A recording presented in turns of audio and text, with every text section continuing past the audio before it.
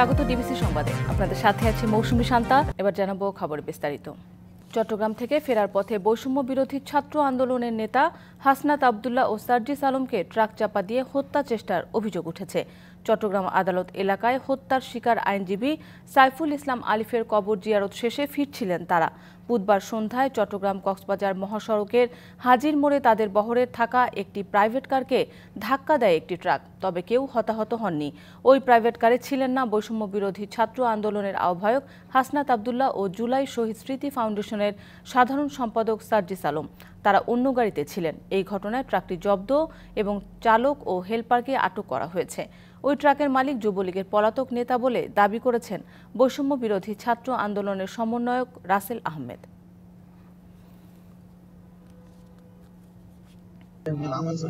পরিবারের সাথে সাক্ষাৎ করার পর সার্জিস ভাই এবং হাসনাত ভাই চট্টগ্রামের উদ্দেশ্যে রওনা দেয়। সাথে আমাদের চট্টগ্রামের সহযোদ্ধারা ছিল। প্রতিমধ্যে একটি ট্রাক আমাদের সেই গাড়িকে ধাক্কা দেওয়ার চেষ্টা করে, কিন্তু সৌভাগ্যক্রমে হাসনাত ভাই এবং সার্জিস ভাই অন্য একটা গাড়িতে করে চট্টগ্রামের উদ্দেশ্যে আসতেছিল।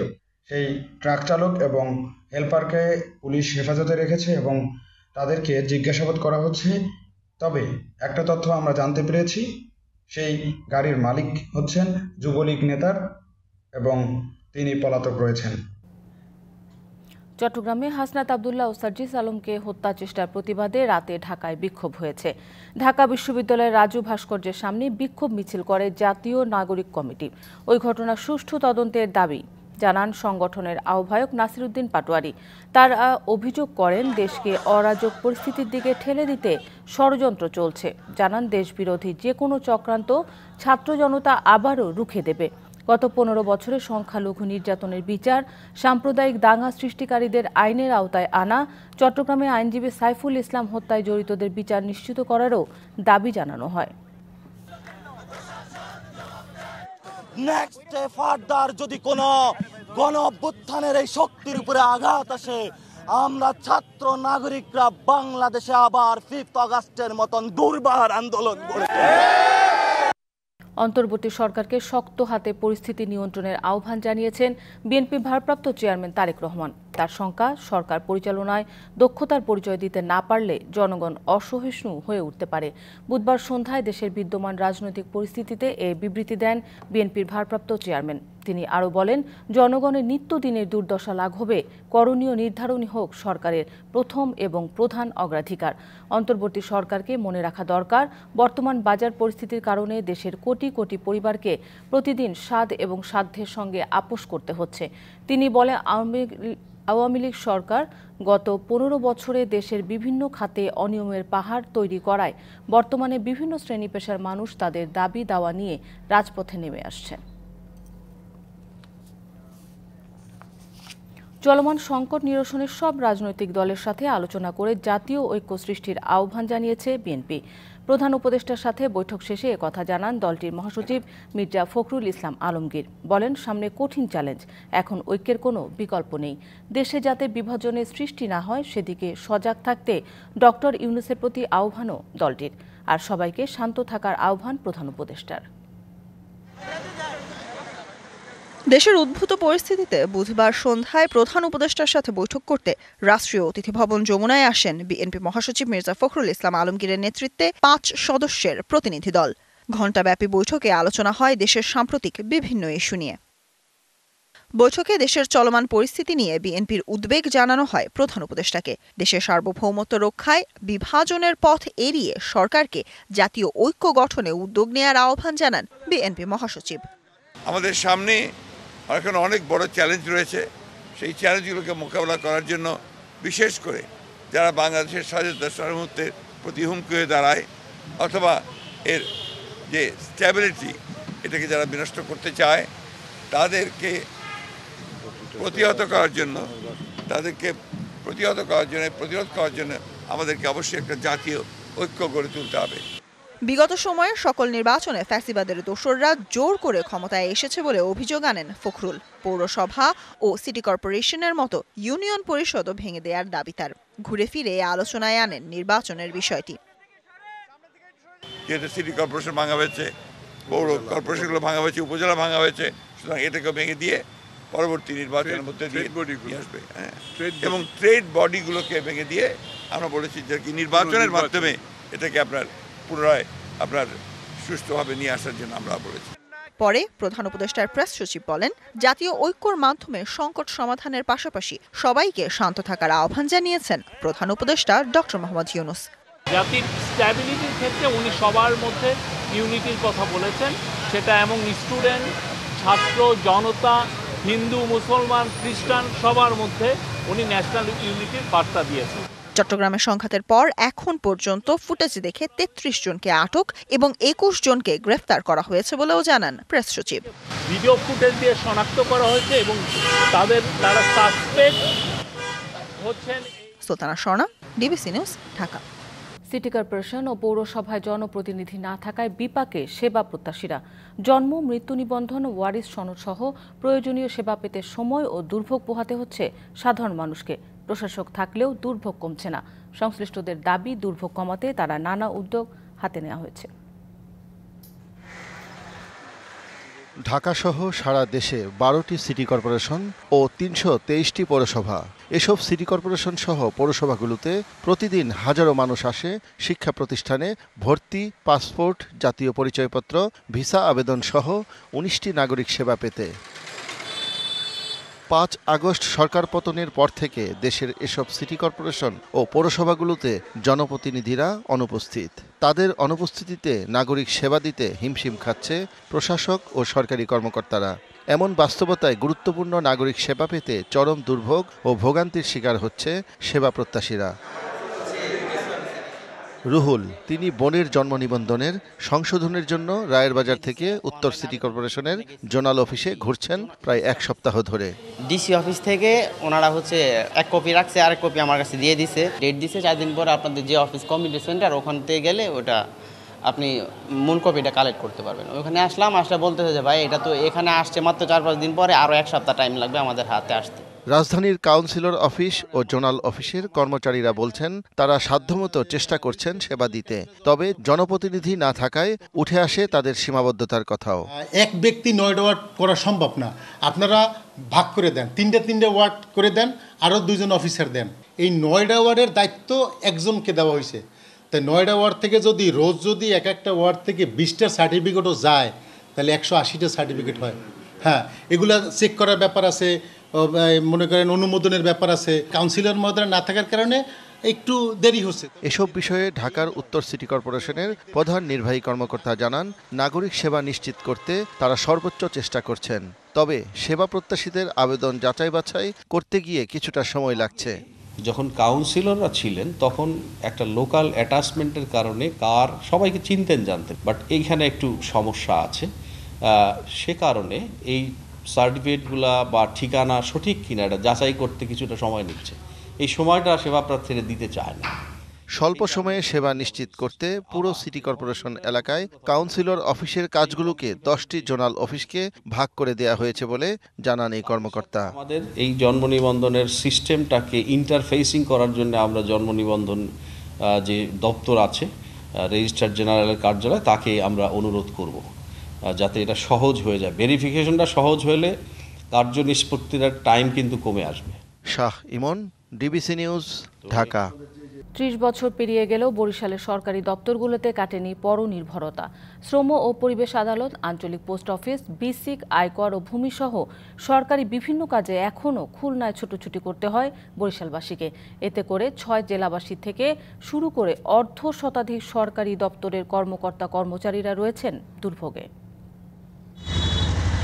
বরিশালে প্রধান ডাকঘর, বিসিক শিল্পনগরী, জাদুঘর, কাস্টমস এক্সাইজ ও ভ্যাট, যুব উন্নয়ন, বিভাগীয় ক্রীড়া সংস্থা এবং ভূমি থেকে শুরু করে সরকারি দপ্তরগুলোর বিভাগীয় কার্যালয় আজও স্থাপন হয়নি। প্রতিটি দপ্তরের বিভাগীয় কার্যক্রম পরিচালনায় ছুটতে হয় খুলনায়। এতে বিভাগীয় অনেক সুযোগ সুবিধা বঞ্চিত জেলাবাসী। হাতে গোনা কয়েকটি সরকারি দপ্তরের বিভাগীয় কার্যালয় বরিশালে হলেও রয়েছে জনবল সংকট। এমনকি ভাড়া বাসায় কার্যক্রম পরিচালনায় বেগ পেতে হচ্ছে সংশ্লিষ্টদের। প্লট বরাদ্দ, হস্তান্তর, ট্রান্সফার, ড্রেনেজ ব্যবস্থা, মানে যে কোনো কাজের জন্যই আমাদের খুলনার উপর নির্ভর করতে হয়। সেক্ষেত্রে আমাদের অনেক সময় সাপেক্ষ এবং অনেক কষ্টসাধ্য হয়ে থাকে। প্রতিটি দপ্তরের কাজের গতিশীলতা, মনিটরিং এবং সেবা নিশ্চিত করতে বিভাগীয় কার্যালয়ের বিকল্প নেই। তাই নগরীতে সরকারি দপ্তরের বিভাগীয় কার্যালয় করার দাবি বিভাগ উন্নয়ন পরিষদের। যে আমাদের প্রশাসনিক কার্যক্রমের গতিশীলতা কিছুটা হলেও বিঘ্নিত হয়। এছাড়া আমাদের কার্যক্রমের যে মনিটরিংয়ের একটা ব্যাপার আছে, সেগুলো হচ্ছে সার্কেল অফিস না থাকার কারণে আমাদের এটাতে একটু সমস্যা হয়। যেহেতু আমরা উদ্যোক্তাদের সেবা দেওয়াই আমাদের কাজ, সো সেই জায়গা থেকে আমিও ফিল করি যে এটা যদি হয় সেক্ষেত্রে উদ্যোক্তারা উপকৃত হবে। বিভাগ যখন হয়েছে, বিভাগীয় অফিসগুলো তো এখানে ঠিকভাবে থাকবে, তা না হলে তো জনগণের সেই সুবিধাটা ওরা কোথায় আমরা পাবো। আমরা আশা করছি যে তারা যেন এই ব্যাপারে খুব গভীর মনোযোগ দেয়। বিভাগীয় কমিশনার হয়ে যারাই দায়িত্ব পালন করেছেন তারাই শুনিয়েছেন আশ্বাসের বাণী। এরকমভাবে অনেক ডিভিশনাল হেডকোয়ার্টারই এখানে এখনও হয়নি, অনেক ডিপার্টমেন্টের। সেগুলো আমরা কনসার্ন ডিপার্টমেন্টের সাথে, আমরা মিনিস্ট্রির সাথে আমরা যোগাযোগ করছি যাতে বিভাগীয় অফিস এখানে করা হয়। 1993 সালে দক্ষিণাঞ্চলের 6টি জেলা নিয়ে গঠিত হয় বরিশাল বিভাগ।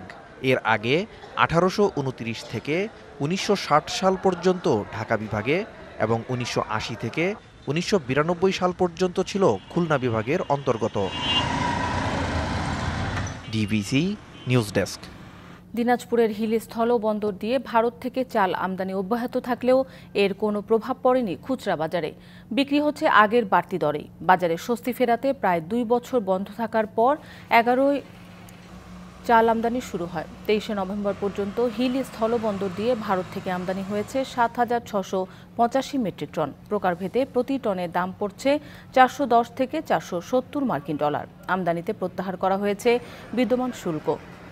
এরপরও দাম কমছে না। আমদানিকারকরা বলছেন বেশি দামে চাল কিনতে হচ্ছে বলে দাম কমানো সম্ভব হচ্ছে না। তবে আমদানি পরিমাণ বাড়লে দাম কমে আসবে।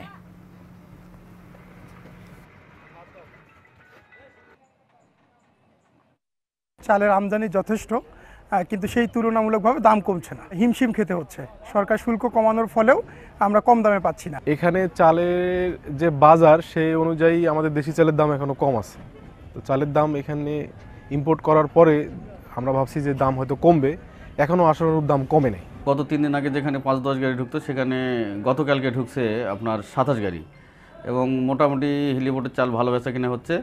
আপনার স্বর্ণা 5 চলছে 52 টাকা, আর আপনার সম্পা কাটারি চলছে 57-58 টাকা, এবং চালটা আরও যদি পর্যাপ্ত পরিমাণ ঢোকে তাহলে চালের দামটা আরও কমে আসবে। বাজারে মিলছে ভালো দাম, আর তাই কুষ্টিয়ায় অনেক কৃষক চাষ করছেন আলু ও পেঁয়াজের। তবে আবাদ বৃদ্ধির কারণে দেখা দিয়েছে বীজ সংকট। এ সুযোগে দাম বাড়িয়ে দিয়েছে সরবরাহ প্রতিষ্ঠানগুলো, এমন অভিযোগ কৃষকের। এছাড়া উৎপাদন খরচ বৃদ্ধিতে দুশ্চিন্তায় তারা। চলতি বছর আলু ও পেঁয়াজের দাম আকাশ ছোঁয়া। তাই অন্যান্য বারের তুলনায় কুষ্টিয়ায় আলু ও পেঁয়াজ চাষে বেশি করে ঝুঁকছেন কৃষকরা। তবে হঠাৎ করেই বাজারে দেখা দিয়েছে বীজ সংকট। পেঁয়াজ বীজের দাম 2 সপ্তাহের ব্যবধানে কেজিতে বেড়েছে 2 থেকে 5,000 টাকা। এদিকে দাম বৃদ্ধির পাশাপাশি চাহিদা অনুযায়ী মিলছে না আলুর বীজও। কারণ গতবার কিনেছিলাম 3200 টাকা দিয়ে, এবারে ভাই থেকে আমি নিয়ে গেছিলাম 3,500-4,000 টাকা। চাহিদার সুযোগ নিয়ে কয়েকগুণ দাম বৃদ্ধি করেছে সরবরাহ প্রতিষ্ঠানগুলো, এমন অভিযোগ কৃষকের। পেঁয়াজের বীজ আমার শুল্কপাতে ধরেন যে পাইনি বলে আপনার কুষ্টিয়া আছি, বা ওখানে দাম বেশি। সকাল বিকাল আপনার হচ্ছে দাম বৃদ্ধি করছে, এটা হচ্ছে আপনার সিন্ডিকেটের মাধ্যমে। বাংলাদেশে একটা সিন্ডিকেট আছে পেঁয়াজ বীজে, আমরা যারা ফিল্ড লেভেলে বীজ ব্যবসা বেশি তাদের উপরে চাহিদা পড়ে যায়। তবে সরকারি প্রতিষ্ঠান বলছে আলু বীজের সংকট নেই। কুষ্টিয়ায় কোনো সংকট নেই, আমাদের বীজ সব বিক্রি হয়ে গেছে। এখন হয়তো অন্য জায়গার বীজ হয়তো দাম বাড়তি। পেঁয়াজের বীজে কৃষককে প্রণোদনা দেয়া সহ আরও কিছু উদ্যোগ নেওয়ার কথা জানিয়েছে কৃষি অধিদপ্তর। পেঁয়াজের চাষের জন্য বীজ এবং সার দিচ্ছি, এটা হচ্ছে বিনামূল্যে। কৃষকের চাহিদার কাছে এটা খুবই নগণ্য। তারপরে সরকারি সাপোর্ট যেটা আমরা হচ্ছে মানে যে নিয়ম প্রসেস আছে সেই অনুযায়ী করে আমরা কৃষকের মাঝে এটা বিতরণ করেছি।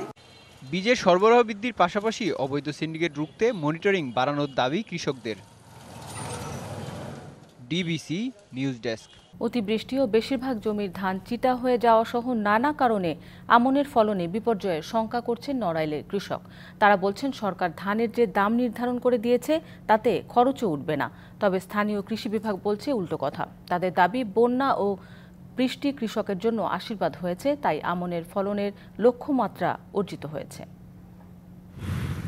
নড়াইলে আমন ধানের ফলন নিয়ে বিপরীতধর্মী তথ্য জানিয়েছে কৃষক ও কৃষি বিভাগ। প্রতিকূল আবহাওয়ার কারণে যেখানে আমনের ফলন বিপর্যয়ের শঙ্কায় কৃষক, সেখানে স্থানীয় কৃষি বিভাগ বলছে ফলন ভালো হয়েছে। কৃষকরা বলছেন চারা, কীটনাশক ও সারের দাম বৃদ্ধির কারণে এবার উৎপাদন খরচও বেড়েছে। ধানের দাম কম নির্ধারণ করায় খরচই উঠবে না।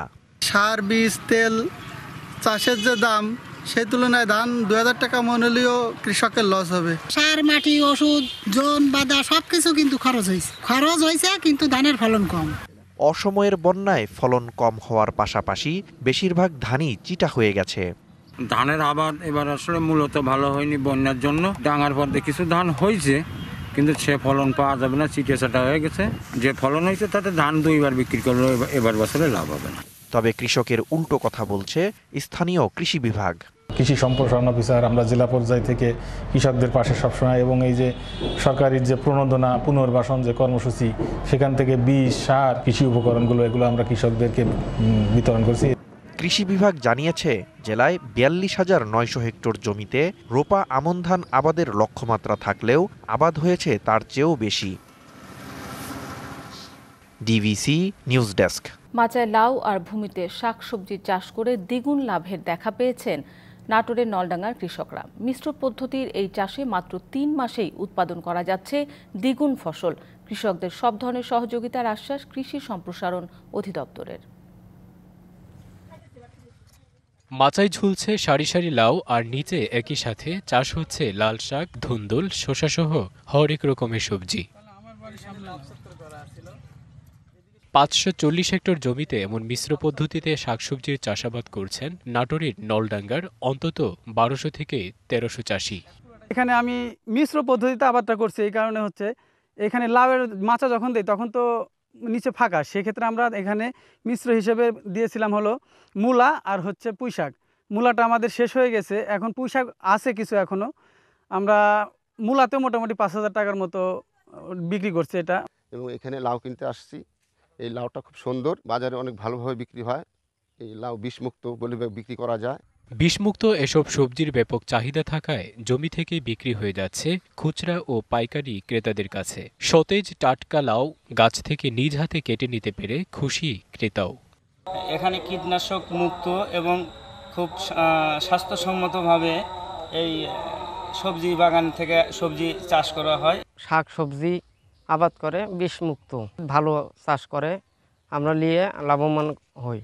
কম খরচে অধিক ফসল চাষাবাদে তরুণ কৃষকদের উৎসাহ দেওয়ার পাশাপাশি সহযোগিতার আশ্বাস কৃষি বিভাগের। মিশ্র করলে একটা ফসল হয়তো বীজ বপন করলাম, কোনটা চারা রোপণ করলাম, কোনটা আবার বাড়তে হচ্ছে, বিভিন্ন সময় একটার পর একটা ফসলগুলো আসবে। তাহলে বাজারে হচ্ছে সবজির সরবরাহ সঠিক থাকবে, তাদের যে লক্ষ্য আছে দাম পাওয়া সেটা পেতেই থাকবে। মিশ্র এই চাষে দ্বিগুণ লাভের হাসি ফুটেছে চাষিদের মুখে। DBC news desk. মাদকের কারবার রুখে দিতে রাত জেগে পাহারা দিচ্ছেন পঞ্চগড় পৌর এলাকার 3 মহল্লার শতাধিক বাসিন্দা। তাদের এমন উদ্যোগে গেল 3 মাস থেকে অনেকটাই বদলে গেছে পাড়াগুলোর চিত্র। মাদকের বিরুদ্ধে এমন সামাজিক আন্দোলনকে স্বাগত জানাচ্ছে প্রশাসন। উত্তর সীমান্তের জেলা পঞ্চগড়ের পৌর এলাকার 2 নম্বর ওয়ার্ডের রামের ডাঙ্গা, মসজিদ পাড়া, পুরাতন ক্যাম্প এলাকায় মাদক কেনাবেচা সহ সেবন ও বহিরাগতদের আড্ডা বহুদিনের। দিন দুপুরেও হাত বাড়ালেই মিলত মাদক, তাই এলাকার দুর্নাম ঘোচাতে একজোট হন এলাকাবাসী। গেল 3 মাস লাঠি ও টর্চ লাইট হাতে চিহ্নিত এলাকায় বসানো হয় পাহারা। পুরুষের পাশাপাশি পাহারা দিচ্ছেন নারীরাও। পাশাপাশি চিহ্নিত মাদক কারবারিতে দেওয়া হচ্ছে আলটিমেটাম। মাদকের বিরুদ্ধে আমরা যুব সমাজ রামের ডাঙ্গা পঞ্চগড় আমরা ছোট ছোট টিমে বিভক্ত হয়ে 24 ঘন্টা চতুর্পাশে আমাদের এলাকায় আমরা পাহারাদারি করি, নিগরানি করি। সব ধরনের মাদক কেনা বেচা হতো, বাহিরের থেকে লোক আসে ওইখানে আমাদের এখানে ক্রয় করতো। বিভিন্ন আঙ্গিকে বিভিন্ন কমিটি গঠন করেছি, বিভিন্ন দল গঠন করেছি। এখন আমাদের সারা রাত আমরা পাহারা দিচ্ছি। আমিও আছি, আমার ছেলে আছে, আমার স্বামী আছে, এলাকাবাসী প্রায় সবাই আছে, যে আমরা যেন আমাদের এই গ্রামটাকে মাদক মুক্ত করতে পারি। 5 তারিখের পরে এখানে যে একটা উদ্যোগ নিয়েছি, বর্তমানে এই পুলিশ প্রশাসন আমাদেরকে হেল্প করতেছে, ডিসি প্রশাসন আমাদের হেল্প করতেছে। নিয়মিত অভিযানের পাশাপাশি সামাজিক দায়বদ্ধতা থেকে জনগণকে এগিয়ে আসার আহ্বান প্রশাসনের। এই সামাজিক আন্দোলনের কারণে যে আপনারা যখনই সংবাদ পাবেন আমাদেরকে তথ্য দিবেন, আমরা ব্যবস্থা নিব। এরই প্রেক্ষিতে তারা আমাদেরকে তথ্য দিয়েছে এবং আমরা এখানে 5টি মোবাইল কোড করেছি এবং সেখানে বিভিন্ন মেয়াদে সাজাও হয়েছে। আমরা আমাদের এই পঞ্চগড় জেলাকে আমরা মাদক মুক্ত ঘোষণা করতে চাই। এরই অংশ হিসেবে ইতিমধ্যে আমরা বিভিন্ন ইউনিয়নে আমরা মাদক বিরোধী কমিটি গঠন করেছি। এই কমিটিতে আমাদের ইউনিয়ন পর্যায়ে, গ্রাম পর্যায়ে সাধারণ মানুষ রয়েছে, সাধারণ ছাত্র রয়েছে। মাদকের বিস্তার বন্ধে রাজ্যকে পাহারা দিতে যুক্ত হয়েছেন এলাকাটির শতাধিক স্বেচ্ছাসেবী। DBC news desk. আবহমান বাংলায় শীত মানেই পিঠা পার্বণ, আর সেই উৎসবে এবার ভোলায় যোগ হয়েছে নতুন মাত্রা। 30 রকম ভর্তা আর বাহারি পিঠা নিয়ে সাড়া ফেলেছেন ভোলার কাউসার ঢালি নামে এক পিঠা ব্যবসায়ী। তার পিঠা আর ভর্তা টানে শুধু স্থানীয়রাই নয়, দূর দূরান্ত থেকেও ক্রেতারা ছুটে আসছেন। অন্যদিকে ঝালকাঠিতে পিঠা বিক্রি করে সংসারে সচ্ছলতা এনেছে নিম্ন আয়ের নারী ও পুরুষ। আধুনিকতার ছোঁয়ায় গ্রাম বাংলার এই ঐতিহ্য হারিয়ে যেতে বসেছে। তাই পিঠা তৈরির সংস্কৃতি ধরে রাখতেই ভোলায় জমে উঠেছে পিঠা বেচা কেনা। শহরের ফুটপাত থেকে শুরু করে গ্রামেগঞ্জে বিকাল থেকে গভীর রাত পর্যন্ত চলে পিঠা বিক্রির ধুম। পিঠা বিক্রেতা কাউসার ঢালি কয়েক বছর আগেও 10 রকমের ভর্তা দিয়ে শুরু করেছিলেন পিঠা বিক্রি। এবার পিঠার সাথে 30 রকমের ভর্তা দিয়ে ক্রেতাদের দৃষ্টি আকর্ষণ করছেন তিনি। সন্ধ্যা থেকেই তার দোকানে যেন চলে উৎসবের আমেজ। যে এখানে বিভিন্ন রকমের ভর্তার আইটেম আমরা দেখতে পাই এবং ওগুলো খুবই সুস্বাদু, যে কারণে আমরা বারবার এখানে আসি। অনেক রকম সিরিয়াল দিয়ে পিঠা পাওয়া যায় না, ভর্তাটা খুব মজা। পিঠা ও ভর্তার স্বাদ নিতে দূর দূরান্ত থেকে ছুটে আসেন নানা বয়সী নারী পুরুষ। কাউসার ঢালির 2 দোকানে প্রতিদিন 30 থেকে 32,000 টাকার পিঠা বিক্রি হয়। 60-65 ভর্তা আছে, 2 দোকানে আমি বেশি 20,000 বেচে, মানে 12,000-এর মতো, 12-13,000 ডেলি বেচে। তো 2 দোকানে 32-33,000 টাকা বেচা কিনা হয়, 1000-10 টাকা আমার লাভ থাকে ইনশাল্লাহ। শীতের আগমনী বার্তার সাথে সাথে ঝালকাঠি শহরের বিভিন্ন এলাকায়ও বসেছে পিঠার মেলা।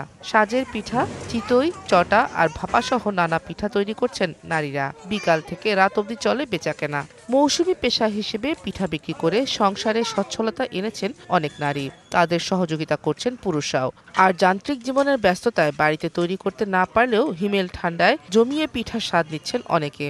বাসায় তো প্রত্যেকদিন পিঠা তৈরি করে না, পিঠার প্রতি অন্যরকম একটা টান থাকে, যার কারণে আমি আসি, খাই। বাসায় বানাইতে অনেক রিস্ক ঝামেলা, এই জন্য আর কি এখানে বানাই, এখানে বসে খাই। শীতের সিজন এই রেটে বাড়তি আয়, আমার সংসার একটু ভালোই চলে।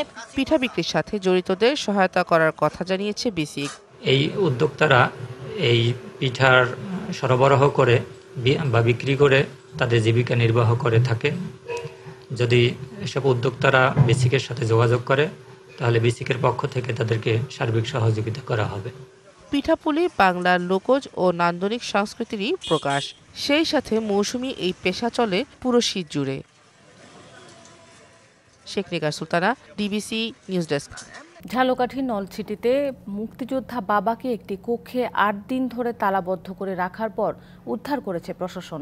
জোর করে জমিজমা লিখে নিতে মেয়েরা এই কাণ্ড ঘটিয়েছে বলে অভিযোগ করেছেন ভুক্তভোগী মোশাররফ হোসেন তালুকদার। বুধবার রাতে কুলকাঠি ইউনিয়নের সরই গ্রাম থেকে মোশাররফকে উদ্ধার করা হয়। পরে তিনি সাংবাদিকদের জানান, স্ত্রী মারা যাওয়ার পরে মেয়েদের অনুমতিতে দ্বিতীয় বিয়ে করেন। স্ত্রীকে নিয়ে ভাড়া থাকতেন নলছিটিতে একটি বাসায়। গেল 19শে নভেম্বর তাকে ধরে এনে তালাবদ্ধ করে রেখে জোর করে জায়গা জমি দলিল করিয়ে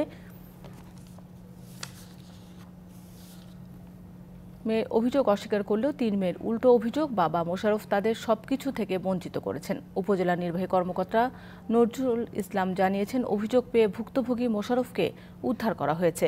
মেয়েদের বিরুদ্ধে আটকে রাখার বিষয়ে লিখিত অভিযোগ দিয়েছেন মোশাররফ। তাকে বলা হয়েছে মেয়েরা যেন বঞ্চিত না হন। যুক্তরাষ্ট্রে নবনির্বাচিত প্রেসিডেন্ট ডোনাল্ড ট্রাম্পের মন্ত্রিসভার জন্য বেছে নেওয়া একাধিক সদস্য ও মনোনীত কর্মকর্তা বোমা হামলার হুমকির মুখে পড়েছেন বলে জানিয়েছে গোয়েন্দা সংস্থা FBI। ট্রাম্পের মুখপাত্র ক্যারোলিন লেভিট জানান, ট্রাম্পের বেছে নেওয়া ক্যাবিনেট সদস্য ও প্রশাসনিক কর্তাদের মধ্যে বেশ কয়েকজনকে মঙ্গলবার রাতে এবং বুধবার সকালে বোমা হামলার হুমকি পান। এছাড়া পুলিশ বা জরুরি সেবা কর্মীদের পাঠিয়ে হেনস্থা করা হবে বলেও হুমকি দেওয়া হয়।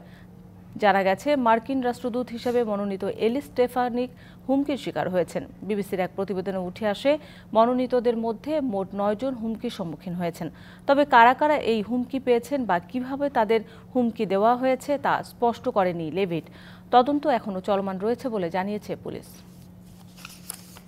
নিরাময়ের ঐক্যতান শিরোনামে ঢাকার আলিয়াস ফ্রান্সেজে চলছে বাদ্যযন্ত্র প্রদর্শনী। ঐতিহ্যবাহী সব বাদ্যযন্ত্রের পাশাপাশি প্রদর্শনীতে স্থান পেয়েছে শিল্পী জাকির হোসেনের তৈরি বৈচিত্র্যময় সব বাদ্যযন্ত্র। আগামী 29 নভেম্বর পর্যন্ত চলবে এই আয়োজন।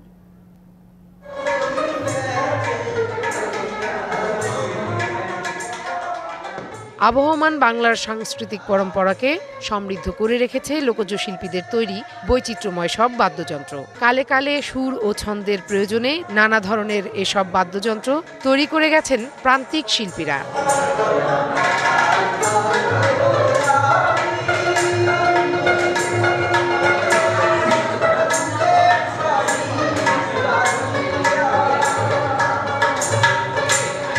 শিল্পী জাকির হোসেন গানের পাশাপাশি দীর্ঘদিন ধরে চালিয়ে যাচ্ছেন বাদ্যযন্ত্র নির্মাণের কাজ, আর এতে ব্যবহার করেন কাঠ, বেত, বাঁশ, চামড়া। লক্ষ্য থাকে নতুন ধরনের শব্দ কম্পাঙ্ক সৃষ্টির।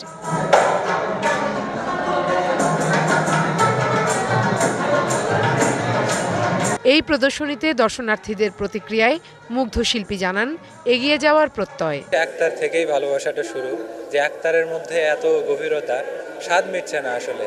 যেমন তার বেড়েই যাচ্ছে, সরোদের মতো অতগুলো তার হচ্ছে না, বা রাবাবের মতো অতগুলো তার হচ্ছে না, কিন্তু আমাদের দোতারা স্বরাজের মধ্যেই যে কম্বিনেশনগুলো করা যায়, এগুলো প্রত্যেকটা যন্ত্র এক একটা কম্বিনেশন।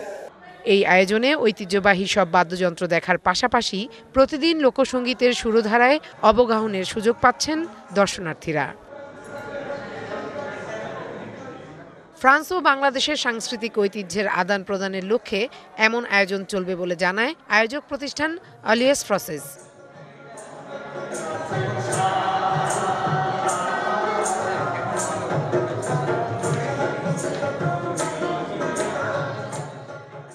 ফারহানা জুথি, ডিবিসি নিউজ, ঢাকা।